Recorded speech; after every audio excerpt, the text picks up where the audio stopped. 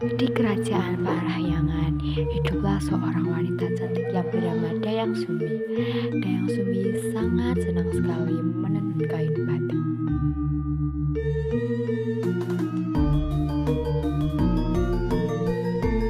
Dayang Sumbi duduk menenun kain. Tiba-tiba benang tenunnya jatuh. Aduh, benang tenunnya jatuh. Andai saja dia mengambilkannya. Kalau perempuan sudah jadikan saudaraku, kalau laki-laki yang sudah jadikan suamiku.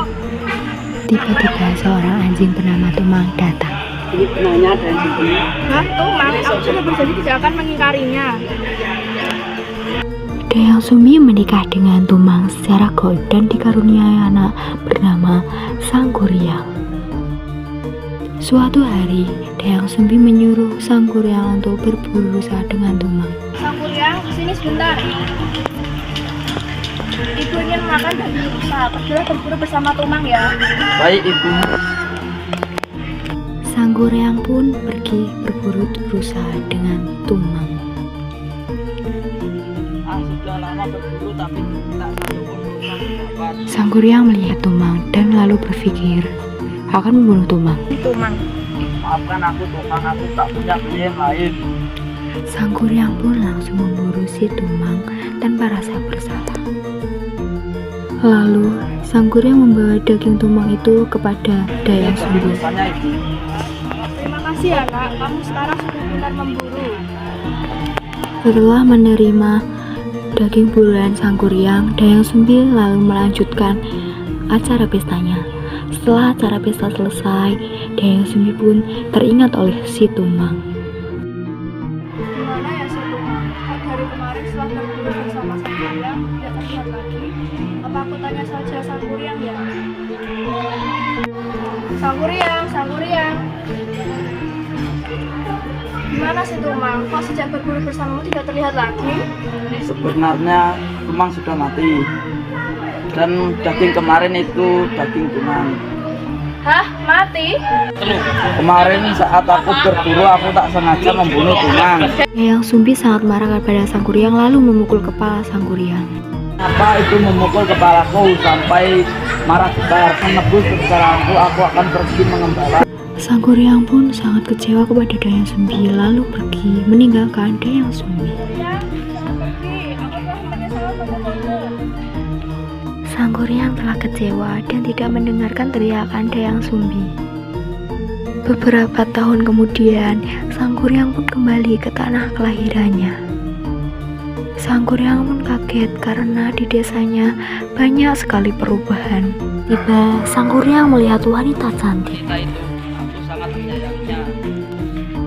Kamu cantik sekali, kamu mau jadi istriku. Suatu hari, Sangkuriang berpamitan pergi untuk berburu, lalu meminta Dayang Sumbi untuk merapikan ikat kepalanya. Tolong merapikan ikat kepalaku, aku akan pergi berburu. Dayang Sumbi melihat luka di kepala Sangkuriang. Kamu udah bekas-bekas seperti anakku? Luka apa ini?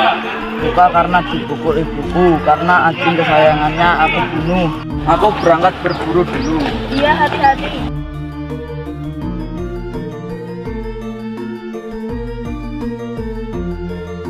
Bagaimana ya caranya biar aku tidak jadi menikah dengan Sangkuriang? Sangkuriang kan anakku. Sangkuriang pulang memburu. Dayang Sumbi mencoba menjelaskan masalahnya. Sangkuriang, kamu itu anakku yang melukaimu dulu. Maafkan ibu ya. Jangan teruskan keinginanmu untuk menikahiku. Kamu itu apa? Cuma mengada-ngada. Kamu mengarang cerita.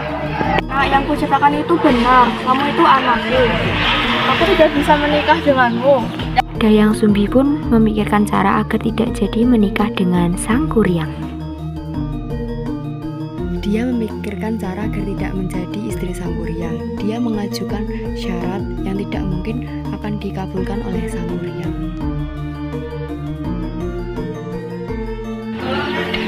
Hai, apakah kamu akan tetap menikahiku? Tentu saja karena kamu calon istriku. Aku memiliki dua syarat untukmu. Syarat apa itu? buatkan aku bendungan untuk membendung sungai Citarum dan satu kapal untukku untuk menyeberanginya. Syarat itu harus selesai sebelum fajar tiba. Akan kukabulkan semua permintaanmu. Sangguryang lalu cepat-cepat pergi untuk mengabulkan permintaan Dayang Sumbi.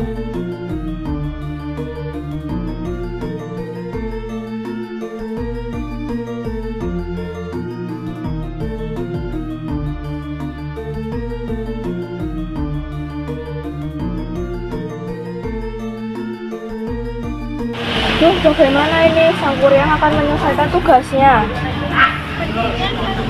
Jadi aku harus mencari cara untuk menggagalkannya. Dayang Sumbi pun panik karena pekerjaan Sangguryang hampir selesai. Dayang Sumbi meminta kepada Tuhan agar merintangi semua pekerjaan Sangguryang. Ayo ibu-ibu, ayo kamu sekarang. Dayang Sumbi meminta pertolongan para warga untuk mengepakkan kain sutera berwarna merah agar ayam-ayam yang ada di desa berkokok.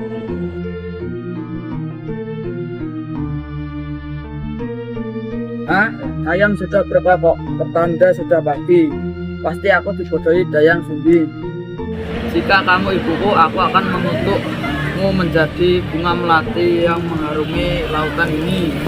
Jika kamu tidak ibuku, kamu harus menikah denganku. Sangguryang pun kecewa berat, lalu dia mengutuk Dayang Sumbi. Dayang Sumbi pun dikutuk menjadi bunga melati yang mengharungi lautan itu.